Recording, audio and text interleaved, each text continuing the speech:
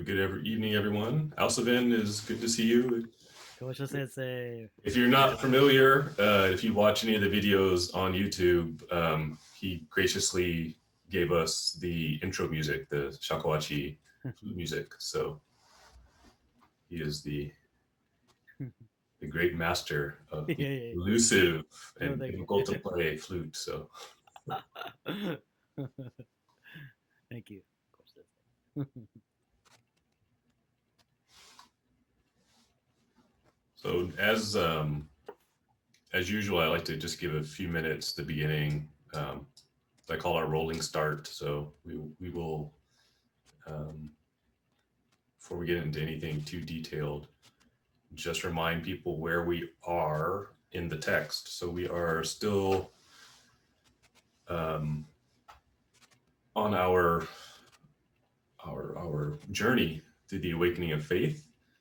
And if you're following along in the PDF, which Jamie just shared in the chat, we are picking up on page 74 of the text. So the text is freely available. If you are interested in a hard copy, you can also obtain the hard copy from Bukkyo Dendo Kyokai, the publisher. But that translation is, I have it on the desk back there, is Professor Hakeda's translation when he was a professor at Columbia University. And he is also the translator of Bukai Major Works. So we have a synergy there with the awakening faith being important within Shingon, and then having the same translator for those two texts. So just to recap where we left off. So we were talking about shamatha and vipassana. So tonight we're going to pick up with that same discussion. So we're going to be talking a bit about the fundamentals of meditation and kind of what should I say? The background to meditation practice. So we'll start off. I mentioned during the last class the Pali pronunciations for taking refuge. So as always, when we were taking refuge, we would start off saying, I take refuge in the Buddha, I take refuge in the Dharma, and I take refuge in the Sangha. We had computer trouble during the last class. I actually lost I had written it out for you in Pali, so I'll try to recreate that. But the Pali is Buddham Saranam Gacchami, Dharmam Saranam Gacchami, Sangam Saranam Gacchami. So I encourage people to, I'll repeat it more as we go forward, but at the very least, be familiar with hearing the Pali. It is, as I mentioned, if you meet other Buddhists from around the world, most people are familiar with those words in Pali. So even if we don't speak the same language, it's a really good way to connect with others. So I recounted my story, and now I remember it was 1996. I was in the airport in Shanghai, and I met a group of monks. We had a long layover because of a storm.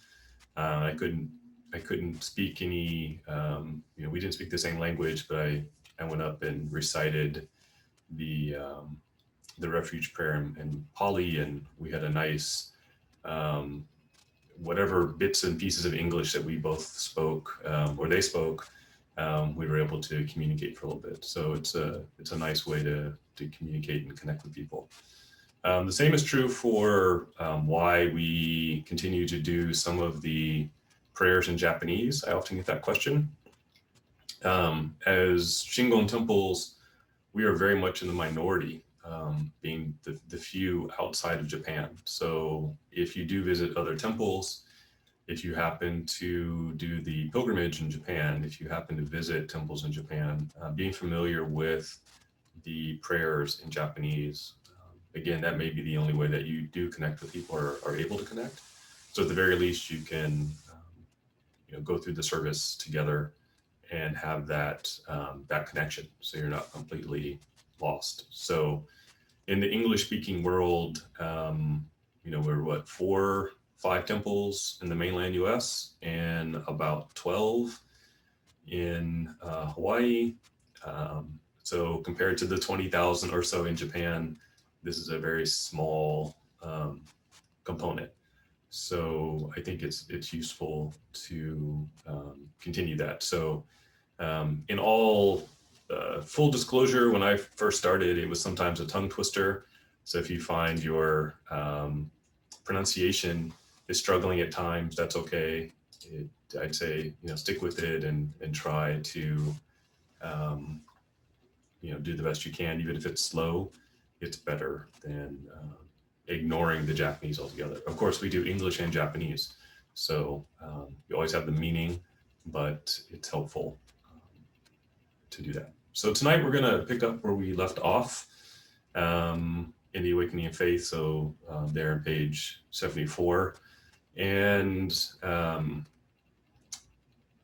it's helpful if you look at this text, right? You look at the Awakening of Faith and you see where we are, the practice of cessation. Notice that the instructions on meditation come last in the text. The text doesn't start with these instructions. The text doesn't say, the first thing you should do is sit down and do silent sitting meditation. The understanding of the Buddha's teaching comes first. The insight into the structure and function of your mind's process, that comes first. The ethical conduct, correcting behavior, all of these things should proceed before meditation. So the Awakening of Faith is very clear on trying to lay out a framework in which to put this practice. So you want to make sure that you are localizing the practice within, a framework of understanding. So what's the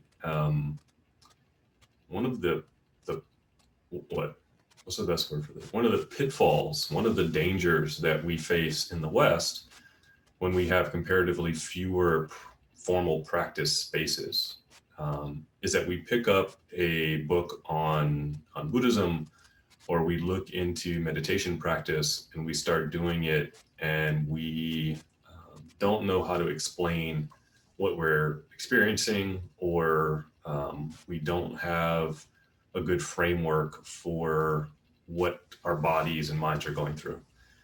And so we start to, pick and choose and create our own personal Buddhism, right?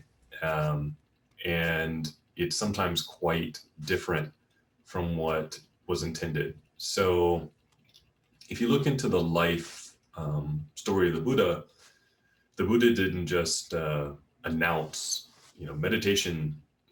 I know you guys have never heard of this. I'm telling you this whole new thing called meditation. So meditation traditions existed in India, long before the Buddha, taught. What he was doing was refining the practice. He was refining the practice and pointing out the proper way to practice.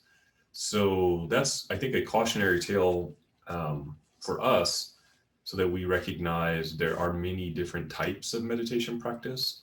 And the reason the Awakening of Faith has all of this conversation, structure, explanation, is so that we can localize our practice, within the realm of what the Buddha was talking about. There are many different types of meditation. You can do different things with meditation. Mindfulness is a buzzword today.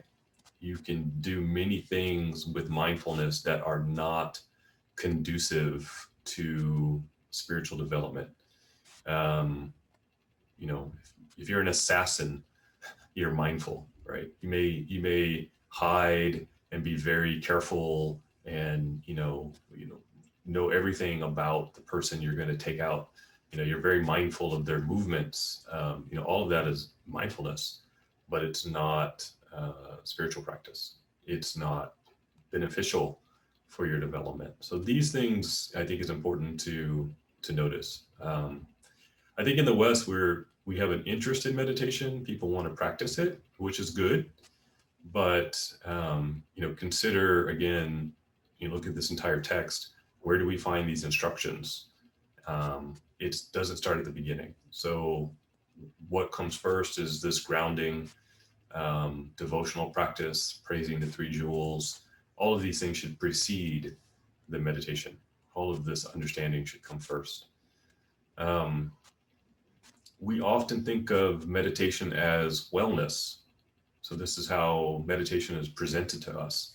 There are a lot of very famous people who make more money than I do, who write books about mindfulness and meditation, and they present it only as a health benefit. I haven't looked, but I'm sure there's probably mindful dieting, and the goal is a smaller waistline, or mindful success, or the goal is more profit, or pretty much mindful anything. In fact, I know someone who a very large American corporation hired them to put together a mindfulness program for employees. And initially they were really happy about that. They thought, oh, this is great, more awareness and practice and insight for employees. And the company just said, no, it's going to lower our health insurance. When employees can manage their stress, they can work more for less pay and they don't get sick. So that's why we want to do this. So he became very disheartened. So those things have a bigger advertising budget than the Buddhist world, right? So it behooves us to just keep in mind what we're doing with meditation practice.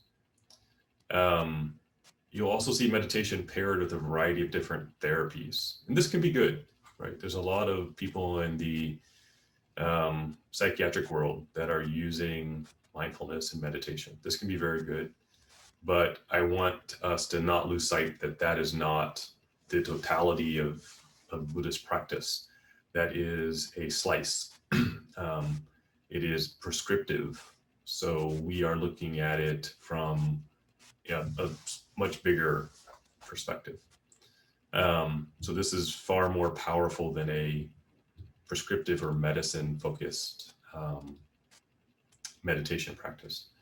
That said, we may all need that type of practice from time to time. So we also need to know where we are, what our capacity is, and what our starting point is. So the Awakening of Faith will say, as we get into this portion on meditation, that this practice is difficult, that it may take a long time. And that is true. It may take time. So we have to be patient with ourselves. However old you are, right, we are undoing, at the very least, in my opinion, 20 years or more of social conditioning. You don't, very rarely does anyone, around the age of 5 say, boy, I better take up a meditation practice to really, steel myself against this, all of these social pressures and make sure that I keep my mind focused. So at the very least, we have that much. For most of us, it's going to be more. So we are undoing some programming. We are undoing, how we hold our bodies. We are undoing how we think we should engage with the world. So that's, for many of us, is going to be the first step, and that's okay. But part of the reason in looking into the Dharma is to recognize that there's far more, right? So at the very least, I want you to have an appreciation for the beauty and the depth of this teaching. So if you look at page 74, if you happen to have the PDF in front of you, I've got a copy over here. So if you see me looking over here, I actually have the text on screen. So it says the practice of cessation. So I think it's fair to ask, cessation of what, right? I think in a very real way, this is cessation of delusion. So it's putting an end to the source of dukkha, suffering, right? The very first thing the Buddha talked about. Putting an end to all of the things that lead us away from happiness, right? Real happiness, not temporary happiness, but real lasting, joy in our life. So in our other class, I went through a more detailed explanation of what dukkha is, and it's the opposite of sukha. And so in Sanskrit, sukha is happiness. So it's all of those feelings, emotional, physical, psychological, that lead us away from the state of being content. This is one of the key methods of practice for ceasing this cascade of errors in judgment. So if you look at the 12 links of dependent causation, pratitya samutpada, kind of the core and very unique theory within Buddhism, one of the first steps is our lack of insight into what's happening in our lives. And based on that ignorance, right, this lack of wisdom, this lack of insight into things, we make decisions which are not fully formed, which don't have all the information, right? We don't have all the details, all the information that we need. So we're always lacking. So again, this isn't a lack of, schooling. It's not an intellectual problem. It's our view is limited. Our thinking is constrained in many ways. So wisdom in this way is far beyond degrees and education. It's much broader. And all of these errors and judgments, these failures have an impact, and that impact is it cuts off our happiness. So this is this cessation. This practice of cessation is cutting off this process. And all of the, I think we started the Awakening of Faith in January of this year. All of the text has been dedicated to explaining how that operates, explaining how the mind works, and providing us an outline for the Dharma and to actually get to the teaching. So here we are finally at, how do we actually do it? State it more plainly, right? What is it that what's the cessation? The cessation is we're putting an end to rushing. I think from the Buddhist standpoint, we can simplify this by saying we rush into everything. We rush in because we're unaware that we're rushing. So we don't have a mind that is sort of finely tuned to see things in a very broad sense. We see things in a very narrow sense. We see things in instant gratification. So what do I want right now to make me happy? And we don't recognize that the thing we've set our focus on isn't really satisfying. It doesn't truly satisfy. It may scratch an itch momentarily, but it's not a truly satisfying thing. So we're setting our sights on the wrong thing to make us happy. We're looking in the wrong place. So this practice is a time for us to slow down, become calmer, become less reliant on external stimuli, and be content with kind of the amazement of life that's right at hand. I'll give you an example. I have a friend who has a young daughter, and she saw me recently, and she's a very introspective child as a third grader. And she was like, "Uncle, I never see you get excited." I thought, oh, that's interesting. And I realized from her perspective, excitement is, jumping up and down and screaming and squealing. And in her world, I'm probably the only person that doesn't jump up and down and squeal get really excited. So probably if you have children, you have to show the same excitement as young children do. So since I don't have children, I don't squeal with delight when I see they have toys and they're happy. I'm just, oh, that's good.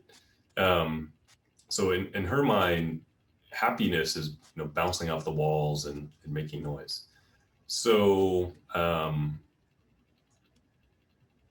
what we're trying to point out, I think, in Buddhist practice is there's another happiness, which is gratitude and contentment, right? You're very satisfied with things in life. So you aren't grabbing at things to send your needle off the charts with joy or stimulus to sort of overcome something else. You've seen through the illusion of covering up problems with some big input, big emotional input, some big stimulus input, to overcome a deficit that's perceived. So if you can balance out these feelings, these emotions, these ups and downs in life, then you're always in the the middle way, right? You're not all the way over here, and you need to shift back dramatically to one side, right? So most of the time we're doing this shifting back and forth. So the middle way is finding this contentment. And so, yes, probably from the third grader's perspective, it's not a jumping up and down. It doesn't look like the excitement that she's used to. So I think from an American standpoint, then we say, oh, then as a Buddhist, we're just supposed to be, an unfeeling piece of wood. We're not supposed to show any emotion. We're supposed to be, what's a good sci-fi reference? We're supposed to be a Vulcan, right? Suppress all of the emotions and not show anything. And that's also incorrect, right? So I think in the West, we think of things as there's not one thing, then it's the other. Rather, what we're trying to go for is to be genuine. So when your response is genuine, it's felt by others. It's understood by others. I guess probably a better one, you see somebody who's in need and you're able to help them or meet their need. Their response isn't jumping up and down. Usually it's heartfelt gratitude. And that gratitude is manifested as, hearty handshake, one of those hugs that you can really tell people have appreciated something. They might be quiet tears. It manifests differently. So it's not that you have no feelings. I think, better said, they're more deeply felt and they're more genuine. They're not as ephemeral as the jumping up and down excitement or the roller coaster excitement, right? So it doesn't mean that you don't emote. Some of the best laughter I've seen in the temple. I've seen some of the best smiles and laughter in the monastery. So it's not as if there is no emotion. That would be incorrect. It's just more genuine. It's coming from a different place. The laughter is not at anyone's expense. It's just natural. So what are we training our mind to do with meditation?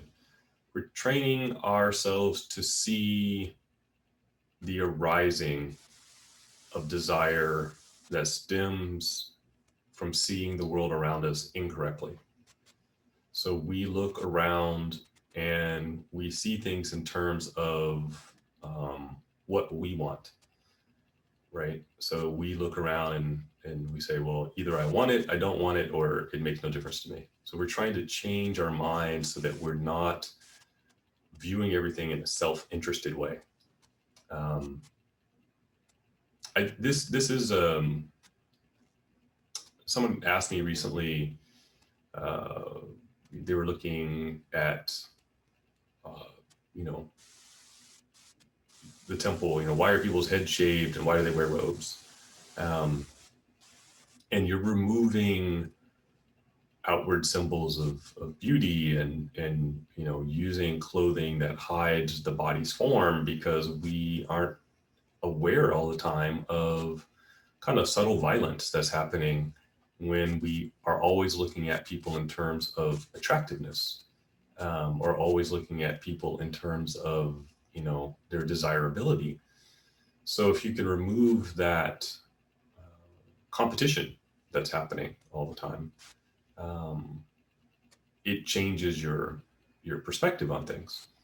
The same thing is true for the mind in general. We aren't always recognizing how often we are sort of in a competitive, grasping mind state until we change our perspective or we go to a different environment. So this is one of the things we're trying to do. What the awakening of faith is pointing out, what meditation practice is pointing out, is when we see the world this way, when we see it only in terms of what we want, if we see it only in terms of what we desire, it's an incomplete view. We're only seeing part of the world. We're only seeing, a very narrow slice of what's possible. So this is the ignorance, right? This is the lack of wisdom that we go through the world with. We only see things from our perspective. My teacher was very, funny in that he was talking about meditation a long time ago and our, tendency to see things this way. And he said, before the meditation class, he was cleaning up outside the temple and, someone hadn't picked up after their dog. So he had to go find something to, pick up the pile. And it's California, so it was hot and it was quite smelly. And so but he noticed at the time that it was, covered in flies. So he said, oh, I wanted to throw it away. I thought it was disgusting, but the flies thought it was delicious. So he said, so we see things very one-sided, right? From our perspective, it's something soiled, something to be gotten rid of. From a different perspective, it's nutritious, right? It smells fragrant like perfume. So we have a tendency to only see things this way. So this is limiting our insight, right? It's limiting our this constant making distinctions limits our vision. All of these types of thinking lead us to make poor choices, right? Our choices are made of temporary needs. What do I need right now to scratch this itch, to fulfill this one desire I have? And because it's a temporary need, we often don't think of how it will make us feel in the long run. We don't often think of how it may affect us in the long run. Will we have regrets? Will it cost us in the long term? So many things we see this way. And it's not, this isn't a judgment on ourselves, right? We shouldn't be feeling, right? You shouldn't be feeling shame or something, This is not to heap emotional baggage.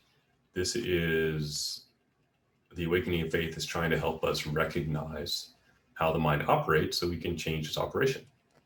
And it should be partially intellectual. It should be something that you can observe and say, oh, there it is again, right? Oh, that thing is happening. And then redirect the mind. It shouldn't be, well, I have to go flagellate myself now because, I saw the chocolate donut and I only wanted it for myself to fulfill my temporary hunger, right? No, it's not that. Eat the chocolate donut with joy, but also inquire if, your friends and family would like one. So it's more of this, it's happening all the time in ways that we're not aware.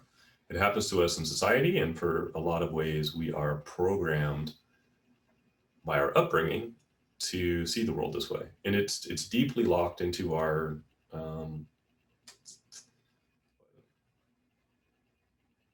evolution as human beings.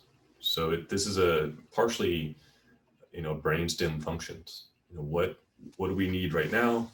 If you have a pet, you've probably seen this, right? After you eat, they're sniffing around to see if by any chance if a morsel or a crumb fell, and they be, very food motivated or food aggressive. They can be, right, and then at other times they can be very, seeking out, pets and cuddles and that kind of thing.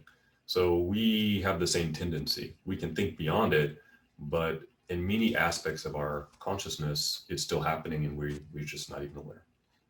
Okay. So that's our introduction for the background for meditation. So if you look on page 74, and I'll read this in case you don't have the text in front of you, the practice of cessation. So should there be a person who desires to practice cessation, he should stay in a quiet place and sit erect in an even temper. His attention should be focused neither on breathing, nor on any form or color, nor on empty space, earth, water, fire, wind, nor even on what has been seen, heard, remembered, or conceived.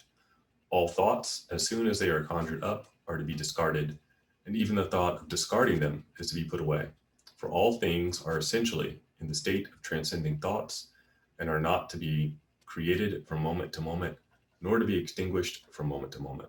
Thus, one is to conform to the essential nature of reality, dharmata, through this practice of cessation.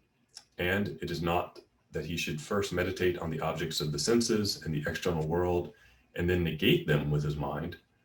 The mind that has meditated on them, if the mind wanders away, it should be brought back and fixed in correct thought. It should be understood that this correct thought is the thought that whatever is mind only, and that there is no external world of objects as conceived. Even this mind is devoid of any marks of its own, which would indicate its substantiality, and therefore is not substantially conceived as such at any moment. Okay. There's a lot of information there, and a lot of it, I just want to recognize we could spend a few weeks unpacking all of what's in that paragraph, including a detailed discussion of the different early Indian Buddhist philosophical perspectives on the functioning of the mind and the different schools that arose from that. We're not going to do that, but I want to recognize that information is there. So what is this paragraph talking about? First, it says what you should do, right? If you want to practice this type of meditation, you should do it, where should you go? There's very practical instructions.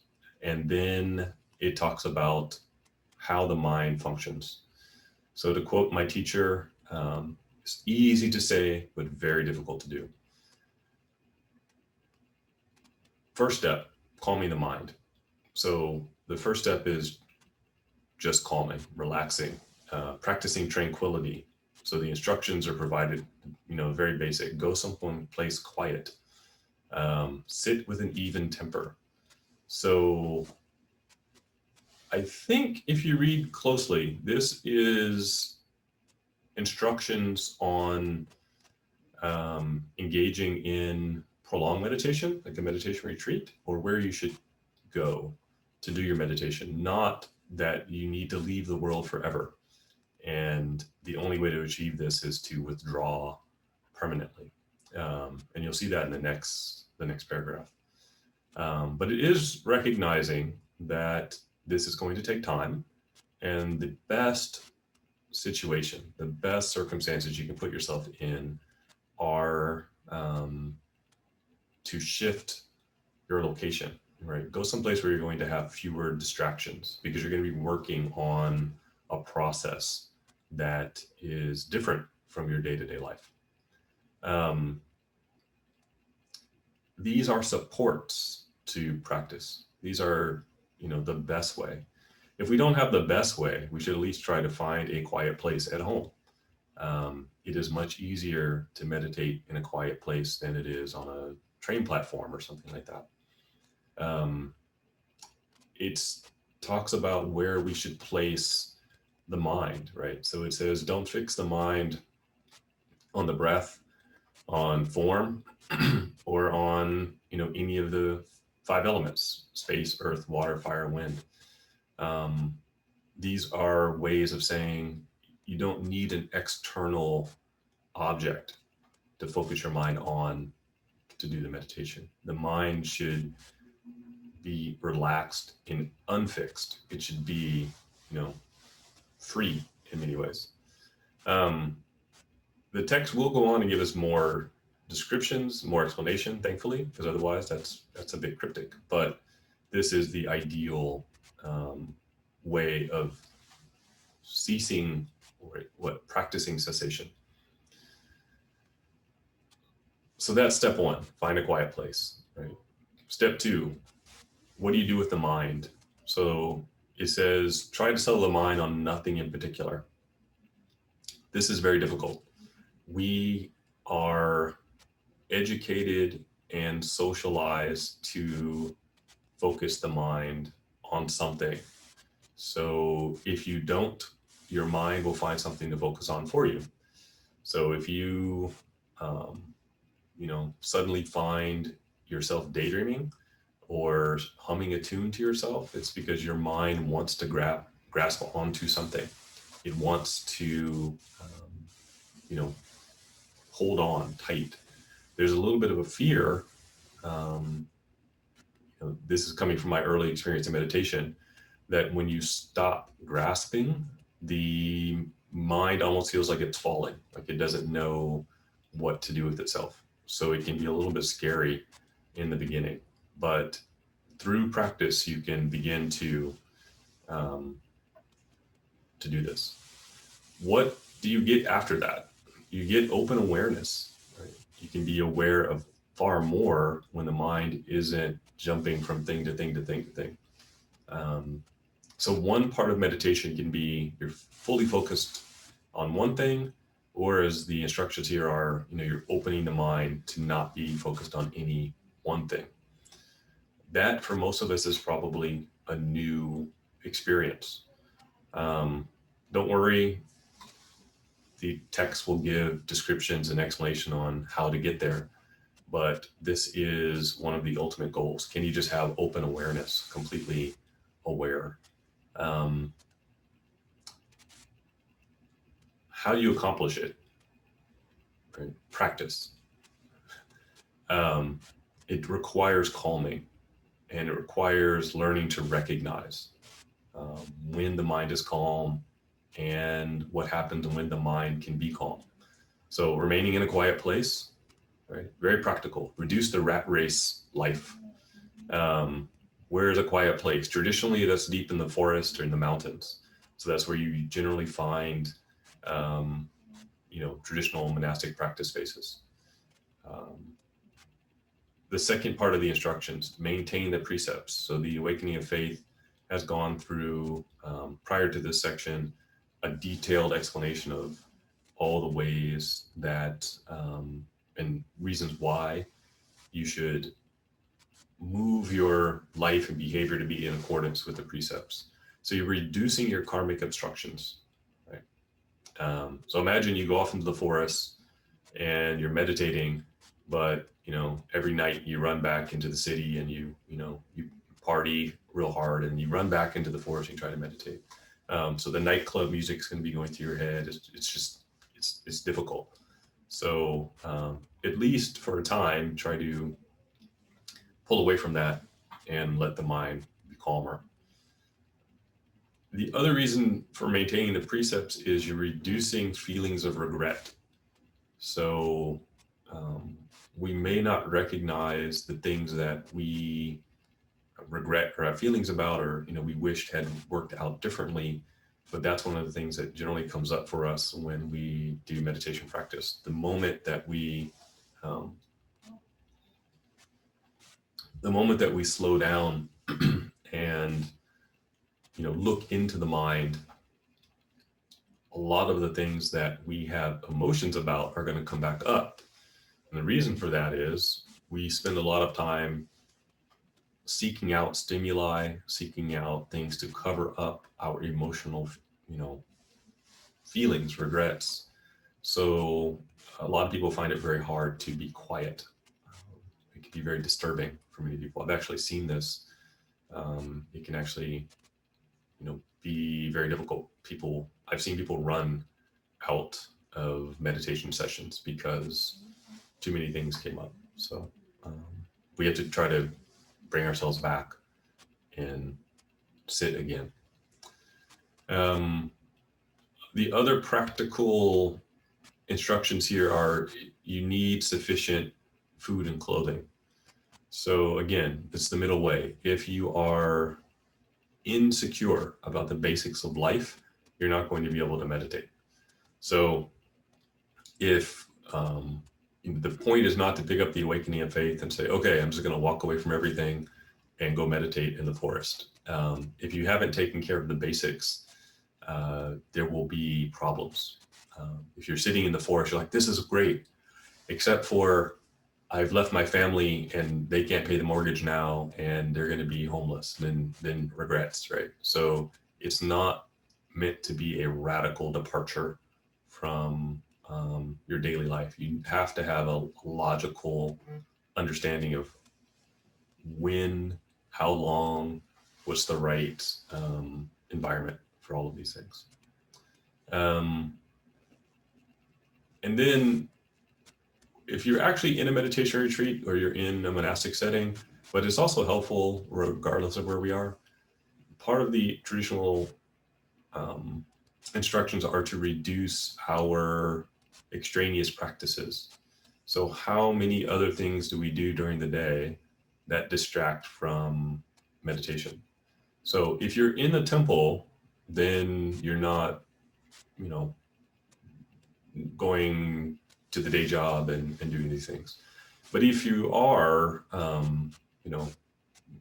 most of us are still working, going to school. If we do a meditation practice, so we decide, after tonight, I'm going to try to meditate every evening for 20 minutes. See if you can also reduce some of the other extraneous things. So what are extraneous things? Extraneous things could be, watching TV, listening to music, reading your favorite novel. So if we do one practice and then we sort of cancel it out with another one, can we find other practices that are more conducive or beneficial for, a more introspective quieting of the mind, something that's more meditative. So I recommend if you don't have a meditation practice, I recommend starting off and doing no more than 30 minutes. And the reason for that is we are socialized to the 30-minute PV program sitcom. So if you can sacrifice The Simpsons for your meditation practice, it won't feel terribly difficult, but it will also take out a distraction for your evening. So think of it very in a very practical way. Don't try to overdo it. Don't say, okay, after this, I'm going to do 4 hours every evening. Make your goals reasonable, rational, logically related to wherever you find yourself. So radical shifts are unlikely to be successful. I think this raises a question like, why is Buddhism largely contemplative? It's to make you aware of your mind. It's, why don't we have rock band services? Why am I not in a stadium with a band and running back and forth across the stage talking about the glory of the Buddha? it's not contemplative. Practices like this can be replacative. I just made that word up, right? So you're not trying to replace one emotional state with another emotional state. You're really trying to observe what's happening in your mind. You're trying to observe it in the moment. You're trying to observe it when you get off the cushion and say, I feel my face getting warm.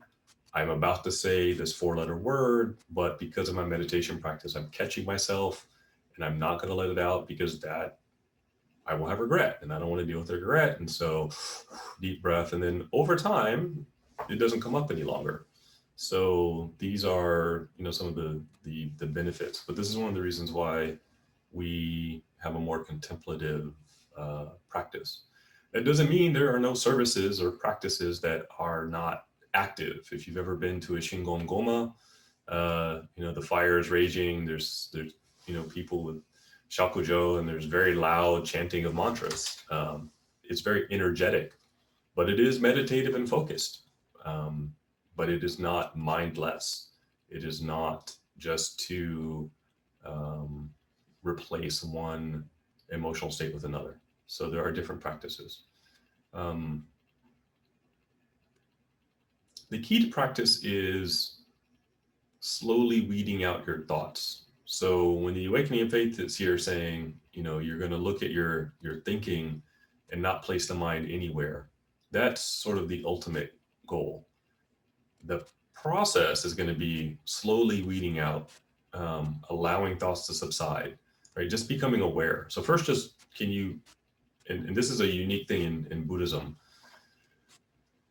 you can cultivate a watching capacity of the mind, right? So the mind is doing something and you're trying to just become aware. So if you first sit down and do meditation, you're like, wow, my mind is out of control. And it's a whole bunch of circus monkeys jumping around. That's good, right? Just be aware of all the thoughts, but also be aware that, thoughts are coming out of nowhere, and then they lead to new thoughts. And then suddenly the thought you had 2 minutes ago is gone and you're on to another one.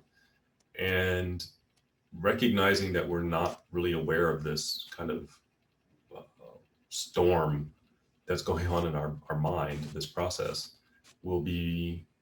should be kind of a awakening of, perhaps I need to get a hold of what's going on with my mind. So my typical example of this is if you just had one hand that you had no control of, like your mind, you would probably go see a doctor, right? You're on the train and your hand is stroking people and you say, sorry, my hand is just, I don't have control over it. It has a mind of its own. You would probably see someone about that. You just have this hand, but that's our mind. It's just going crazy. And we just say, oh, that's fine. We live with it. So as we become aware of how random our thinking can be, we may decide we want to do something about that. So this is the difference. The first step is just relaxing. The first step is recognition that our lives are hectic. The first step is recognizing that you probably all right now are tired of Zoom and have insufficient social contacts, that you have a lot of stress and you're worried about relatives that you haven't been able to see or socialize with. You're concerned about, economics, what's going to happen next. We have a lot of stress, right? So we have to be realistic about where our starting point is. So it's first step, relaxation. Absolutely. The key, and what I want our takeaway to be, is that's not the end, right? The Buddha never said, hey, everybody, let's just chill out, right? That was not the starting point. But for many of us, that has to be the starting point, because day-to-day life is so hectic and we can really benefit from that. So the benefit you'll get from even just relaxing is tremendous, right? Really relaxing the mind, recognizing, wow, in fact, this thing is really bothering me, and I wasn't aware of how much it's bothering me. That's the thing that keeps coming up for meditation. That's a huge step, because the vast majority of people are not doing that at the end of the day. They are covering up with media, social media, drugs and alcohol.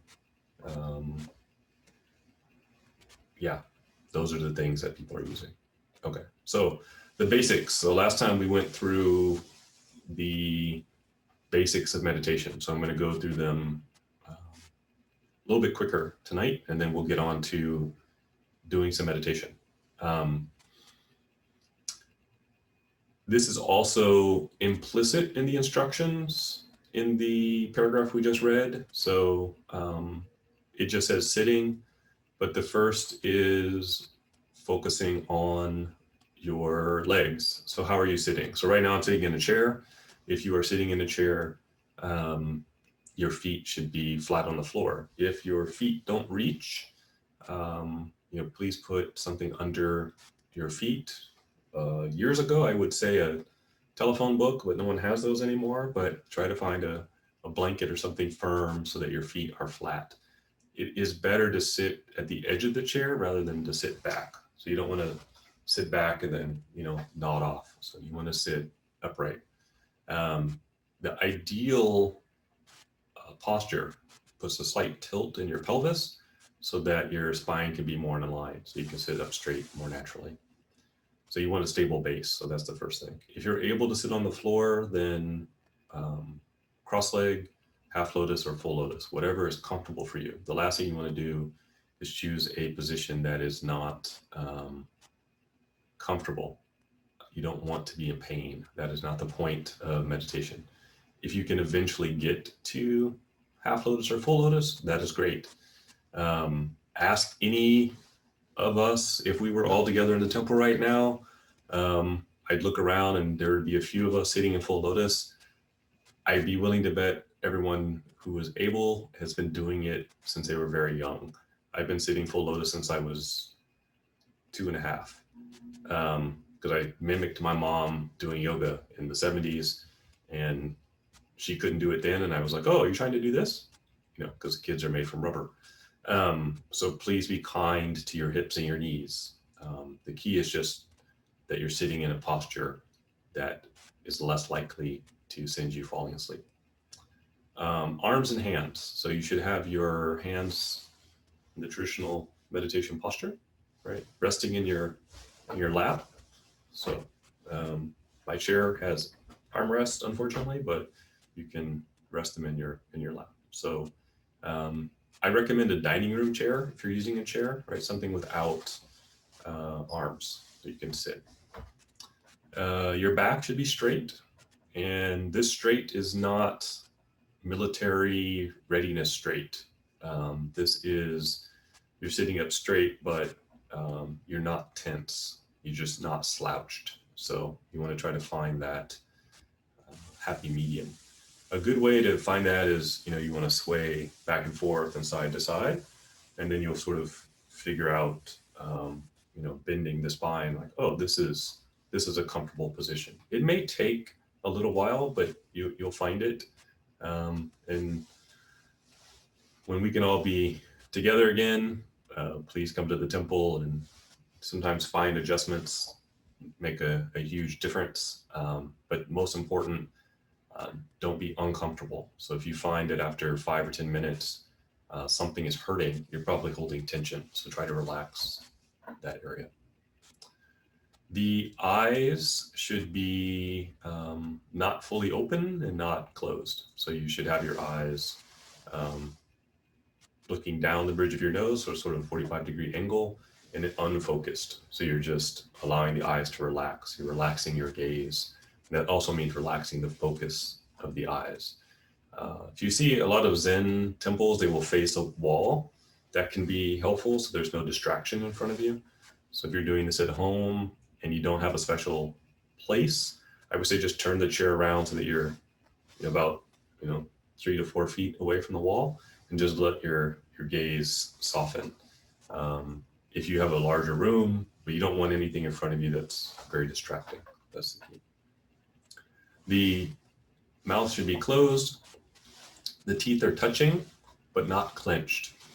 And then your tongue is touching the top of the mouth, just behind the two front teeth. So just relaxed. And you're breathing. In almost all Buddhist meditation, you're going to be breathing naturally. So just in and out through your nose. There may be cleansing breaths or special breathing at certain points, but the vast majority is going to be just breathing in and out naturally. So you just want to find a nice rhythm. It's sometimes described as the tide, right? Coming in and going out. So you just want to find your natural rhythm. So there are other methods of doing breath meditation, but for where we are right now, the awakening in faith, it's focused on just naturally breathing. The reason why is because it says you want to put the mind in nowhere in particular, not focus on the breath, not focus on anything. You want to just try to relax and be a observer of what's going on in your own mind. So that's first. So why don't we try that for 5 minutes? Just try to sit straight. You're going to breathe in and out through the nose.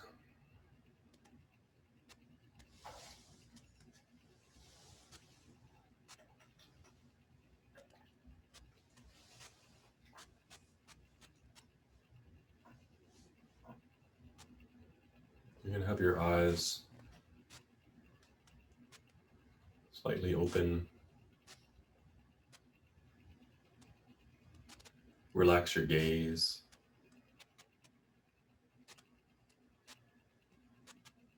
And just see what thoughts come up. Just see what's checking in with your mind. It's almost like you're peeking into the office. Just see what kind of activity is happening.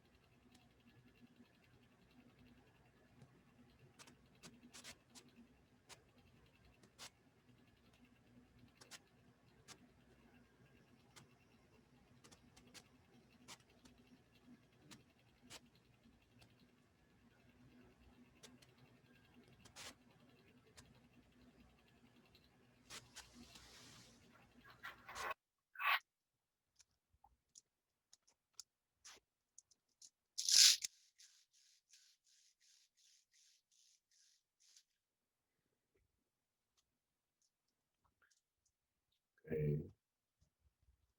About 5 minutes. Take a nice deep breath in through your nose and out through your mouth. A nice deep breath in, out. One more deep cleansing breath. And out. Okay.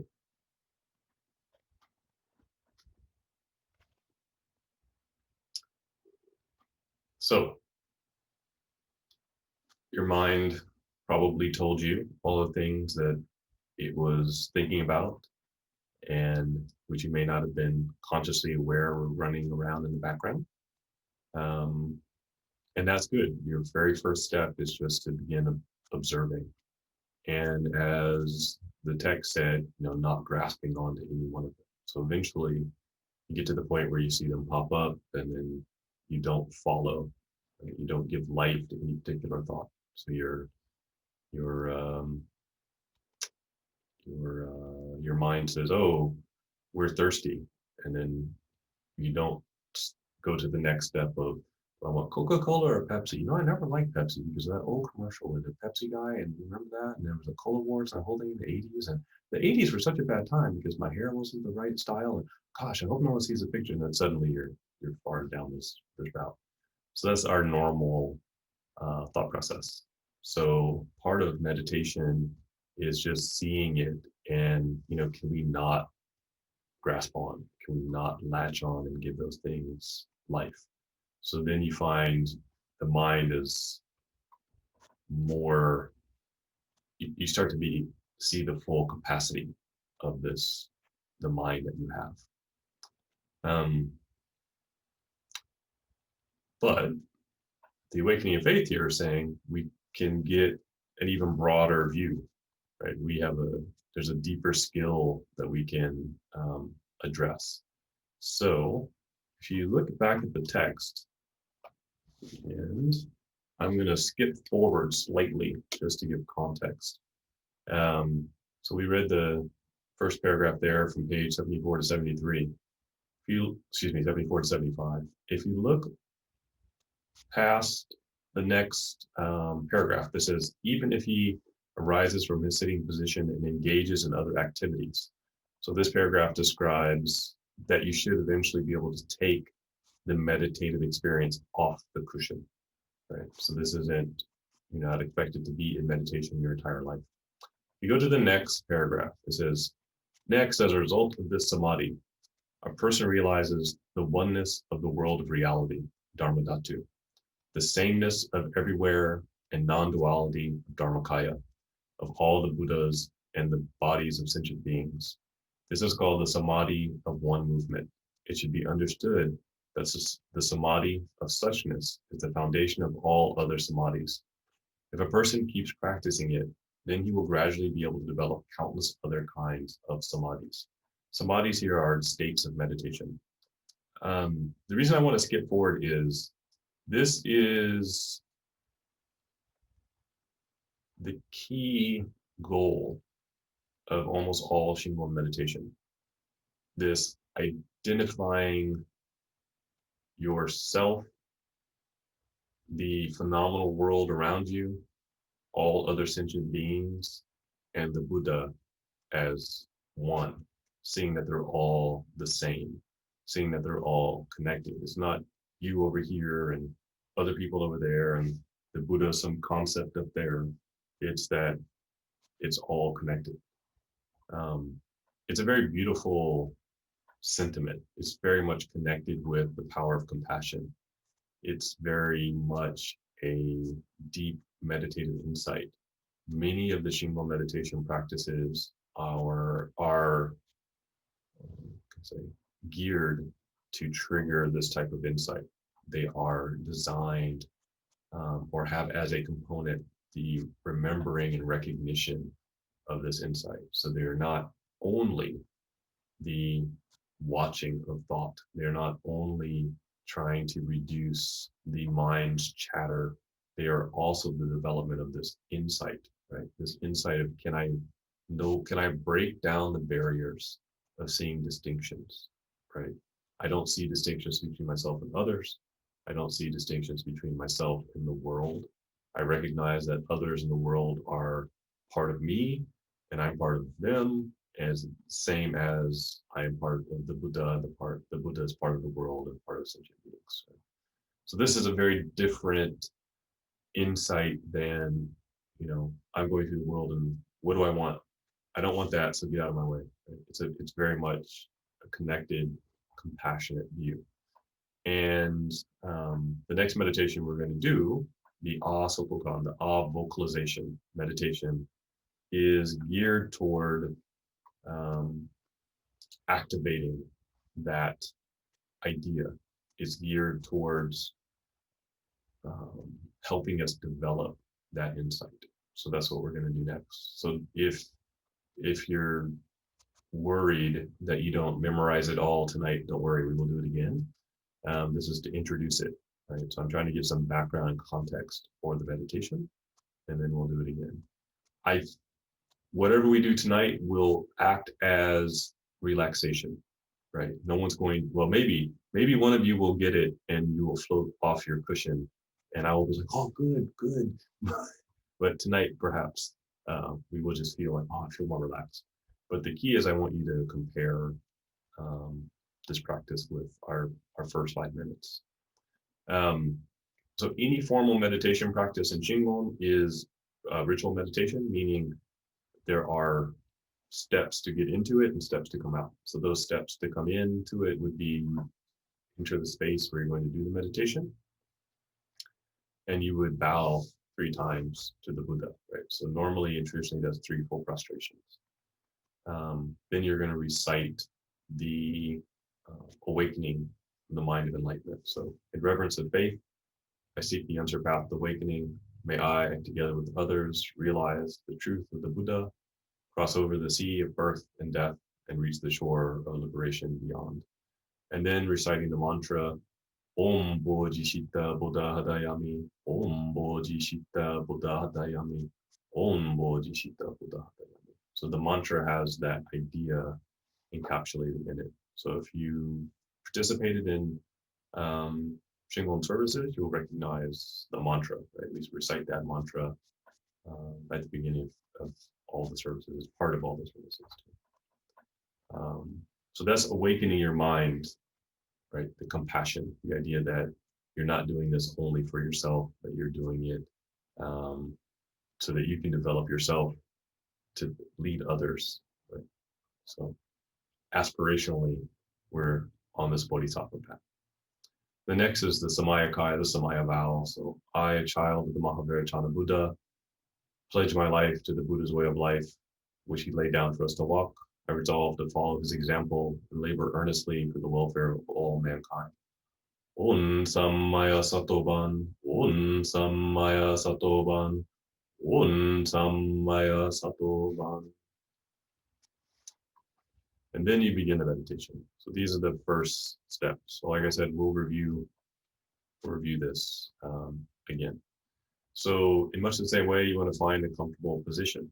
So you'll see people doing this in Seiza, which unless you grown up in Japan or you do a lot of Japanese martial arts or Chado, is probably uncomfortable, but some people find Seiza to be good.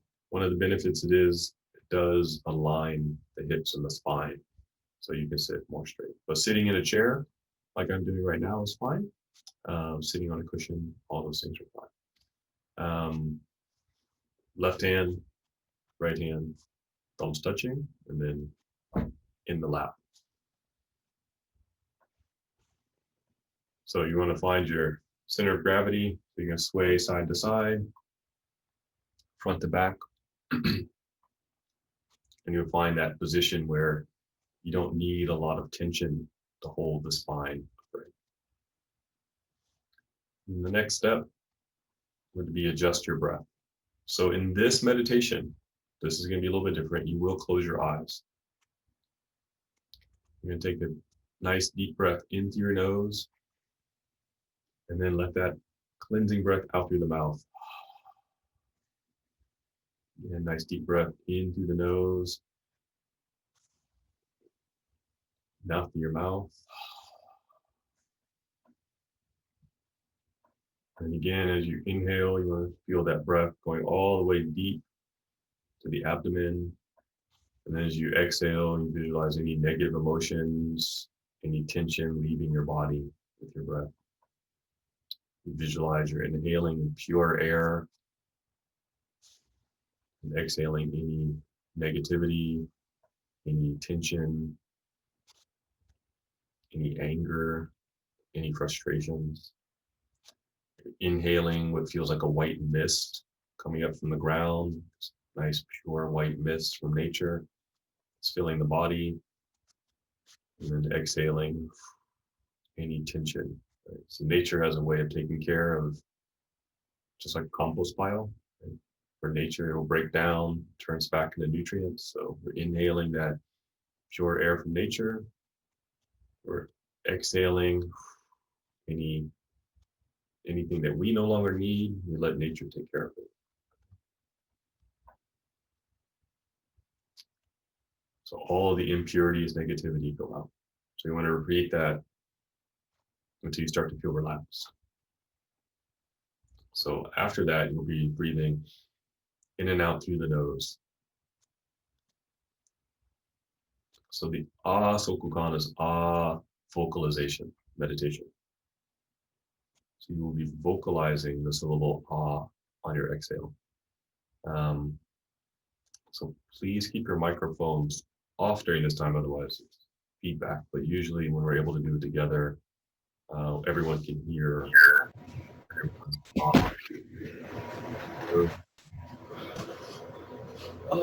the meditation. So you'll hear other people's sound. The whole hall will be filled with the sound. So it's very, very beautiful. It doesn't work so well on Zoom, so you'll only be hearing yourself and me. But you'll start with just a period of sitting quietly. So sit quietly, and then you'll hear me begin the vocalization. So follow along. So you'll just, whenever your natural inhale, as you exhale, you'll vocalize the syllable So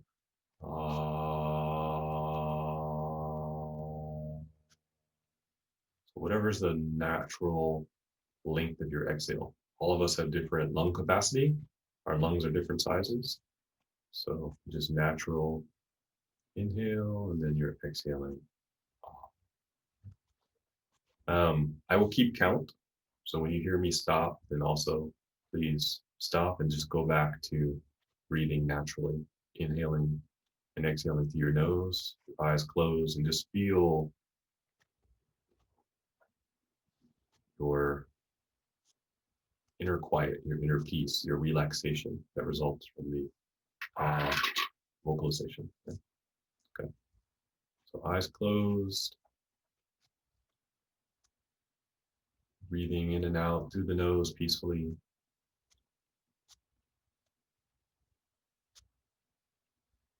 Just settling the mind.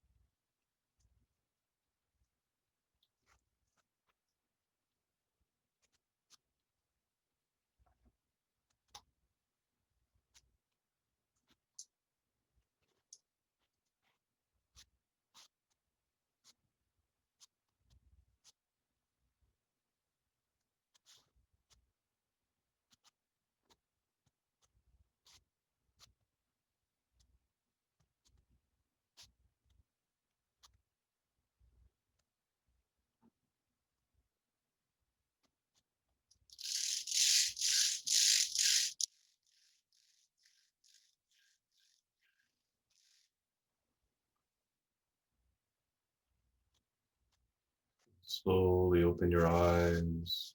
Again, take a nice deep breath in through your nose and out through the mouth. Another deep cleansing breath in through the nose, out through the mouth. Another nice deep breath in and out.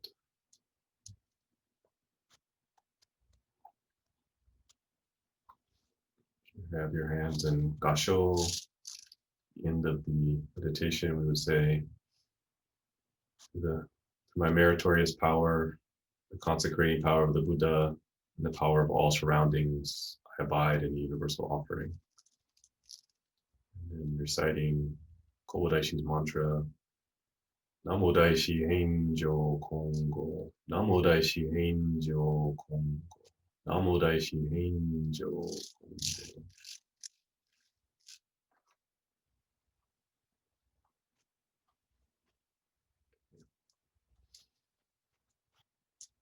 So we will look into this meditation more deeply, but what I wanted to illustrate tonight as a first step is just to have you compare doing 5 minutes of silent meditation and then doing 5 minutes of silent meditation after you've done the vocalization. So did you notice a difference?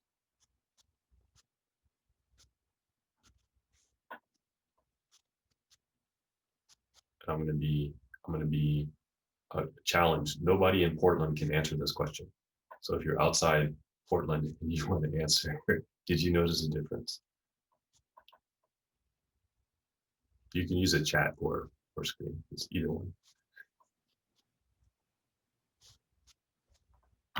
This is Keith. I did notice a difference. I kind of struggled with the physical activity of making the ah sound. Like it would waver, and then I'd get a little frustrated that it wasn't feeling settled, that I was fighting a little with that. I don't have like a ah muscle. And so I was kind of caught up in the physicality of it. Okay. So that was very different. The other one was just kind of like a very calm, peaceful kind of like, because that's how I usually meditate, is just in a quiet way. Okay. That's good. This is good. These are different answers. Hello? Yes. Oh, yeah. So I actually didn't believe, well, I believe you, but the second one did not seem like 5 minutes at all. The first one, I don't know, maybe I'm an advanced case of monkey brain, but it was extremely difficult to try to focus my brain at all. I have a clock, so I'm not. So I'm totally trusting you, but it just seemed like the other one, yeah, the second time it just felt like much less time. I don't know how to. Okay. That was the main thing I noticed.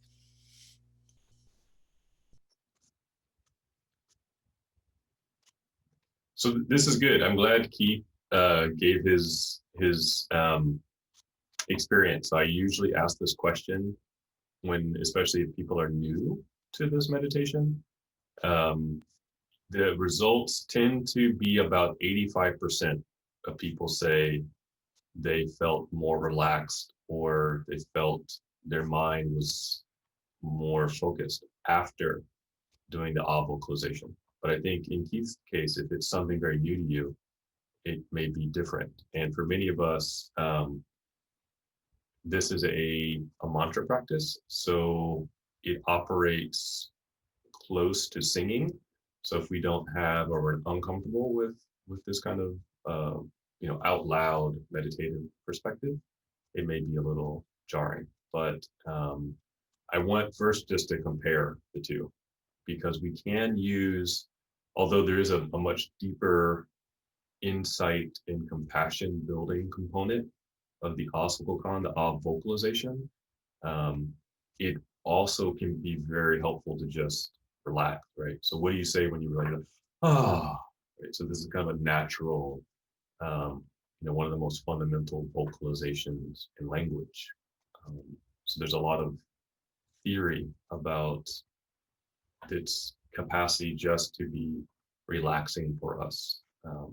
So I wanted you to just first to get a comparison of these two. This is imperfect because it's very short, but I wanted to provide everybody with some background as to why we're doing meditation. It's more than relaxation. However, we need to be relaxed to do meditative practice. If you do something like Asakokan for a while, you will be able to just sit down and find yourself in the meditative space without much effort. So if it's been practiced for a while, it will sort of come naturally. You just then you'll be able to find that space more easily. But this is the first step. So I will explain more. But are there any questions before we go, before we end this evening? Because I promise you I will explain more, and we'll go a little bit deeper into Asakokan. Coach Sensei, I have Yes. one question. So in Shingon is, I know it's main one. Are there any other vowel sounds that they use in the practice? Primarily, is the one for the actual sitting meditation practices. So there are 4 basic, I won't even say basic, these are complete ritual meditation practices in and of themselves. So as you might find in Zen, we have a silent sitting meditation practice, Sosokokan, just observing the breath. Then Asakokan, the vocalization meditation. Then the moon disc meditation, which almost full moon still, the full moon meditation, and then Ajikan. And Ajikan sort of brings all of these together with the visualization. But the primary vocalized meditation is and there's quite a bit of detailed reason. I will on other evenings get into those. Thank you. Yes. Yeah. I could do probably a whole 2-3 hours just on the symbolism of but I don't want people to fall asleep on me. And I won't know now because your screens will be up. Just Okay. Thank you. Sure. Sensei, do you see that there's a question? And there's a bunch of comments too. I just wanted to acknowledge the comments people were making. If you see me squinting, it's because the screen. Yes, I noticed that. Let's see. So the one suggestions for studying the teaching, the traditional instruction, read the sutras with a traditional commentary. Both of those things can be difficult to find. In all honesty, if you're not, there are some that are translated into English. The vast majority are still in classical Chinese. So I would recommend, we do have I should probably start a reading list. I do recommend people try reading the sutras. The Awakening of Faith is a commentary outline. So it is assuming some background knowledge. We are getting close to the end of the text, so we'll probably be picking up one of the sutras next. I guess my best advice would be, I think one of I would not recommend starting with any of the Prajnaparamita literature. So everyone will ask, we recite the Heart Sutra in Shingon, and they want to know the meaning. I would not recommend starting with that. It's probably the least graspable, understandable, especially if you're reading in small chunks. So starting with some of the more fundamental Mahayana sutras, or just a really good book on the basic ideas, concepts in Buddhism would be would be good. We probably, thank you, Jamie, for posting. We have a few reading recommendations. One is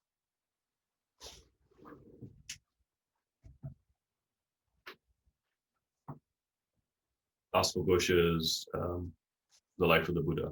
So that comes through. We have that one on the website. So that's a good overview. There are some others. The same translators of the Awakening Faith also have some other sutras that are available for free. So, but that's a hard question. So.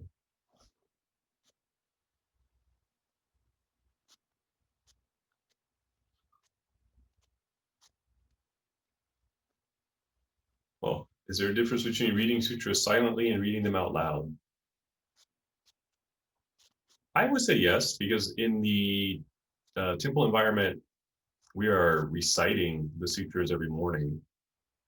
And that practice is different from at the desk studying. So at the desk studying, I think you're going more for meaning.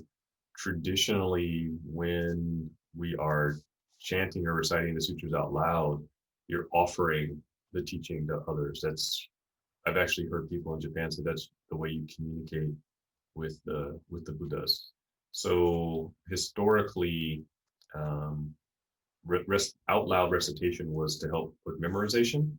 So the texts were memorized because it was not easy to go to the bookstore and buy these. So everything was an oral tradition. So we don't have that practice as much in the West of reading text out loud, but it can be good to read it out loud. When I lived in China, a lot of the students would actually at nighttime walk around and read the textbook out loud. And they'd walk around the outside of the university, and that was a way of studying. So it's a very traditional way of integrating information. We don't use it as often in our culture.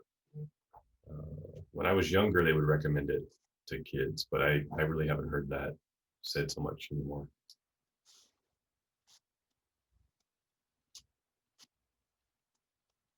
Did I miss any of the other?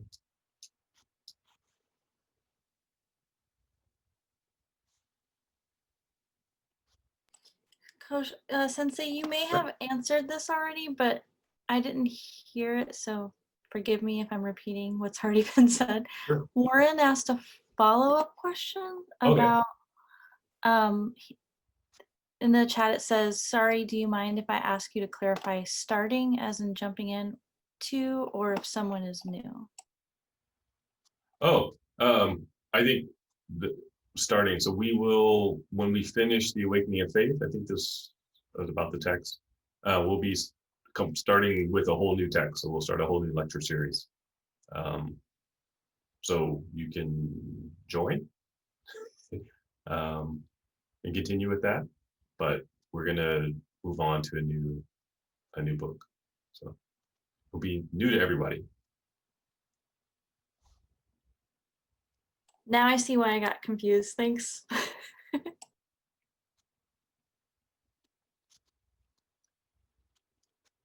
I know there's probably other questions about the practice. We will do it again, and I'll add more detail to the explanation. I just wanted to, but maybe get ourselves primed.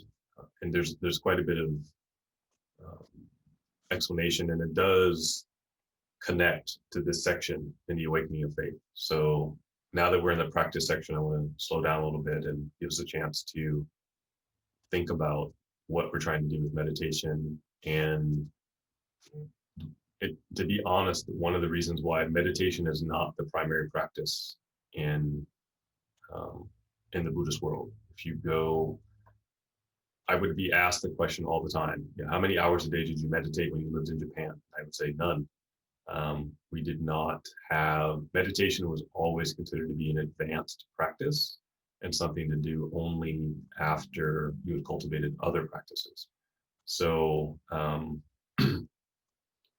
that's why it's at the end of the Awakening of Faith. That's why we should be doing other things in addition if you're finding that you're getting frustrated with meditation, this is why. So, you know, reciting the sutras, bowing, pilgrimage, cleaning, you know, all the things that you do around the temple other than meditation should also be done. And those are supports and foundational things before meditation. There's a lot of pitfalls in meditation. In fact, the Awakening of Faith gives us a whole list in the same section of all the ways that things that might come up as a consequence of meditation. So we're going to talk about that also. So, but more to come for sure. We will do this practice. This is something that you will find at Shingon temples as a practice, because it's not the Sokokan meditation can be done, 25 minutes. It's not terribly long, so it's less likely for you to get off track with the practice. So, okay. Sensei, is this a good segue to offer the Hatsumode virtual prayer? Oh yes. So for those of you in Portland, you know that that most of the temples and all of the groups associated with Japanese cultural things generally have a mochizuki, so mochi making demonstration and cultural exchange that happens at the university here in Portland. So this year it's going to be virtual, and they asked all of the temples and groups to provide a virtual contribution to this. So we are going to have a Hatsumode, the New Year temple visit, virtual. So as you can see from the Asokokan, doing this in a room full of people in the midst of a pandemic is not a good thing to do. So we will do it online. Similarly, you can go on the website and offer your New Year's wishes. If you've ever been to a temple in Japan, you will often see the emma, the tablets that people write their wishes on and hang. So we'll be doing that virtually. So please, if you'd like to take part, you can. And we'll have a special prayer service for all of those wishes. I won't be, reading your wishes publicly, so this will be private. But we will have, all of those wishes will be offered, and we will have a special service for that. So I'll try to figure out how to televise it. So operating the camera and then doing the prayers at the same time is a challenge. So figure that out. But if you'd like to take part, one of the benefits is because it's online, you don't have to be in the area. We can accept from people all over the world. So it's actually really beneficial. And we do have a social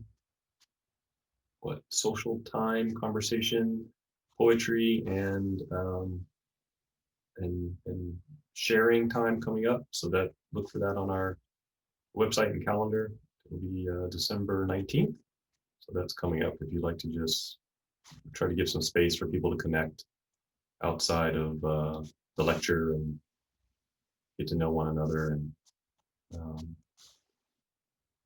everything. So we will dedicate merit, and then I will let you get on with the rest of the evening. I know it may be late in some parts of the world or before dinner, and your stomach may be rumbling depending on where you are. So may whatever merit we have accumulated be extended universally to all sentient beings, so that all of us together may attain supreme awakening.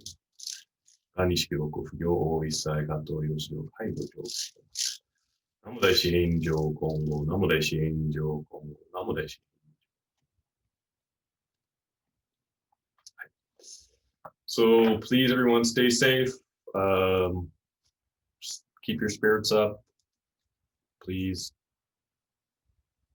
practice a little bit, and next week we will do more and explain the practice a little bit. So if you have other questions, please let me know and bring them next week. I'm happy to answer those. So have a good evening.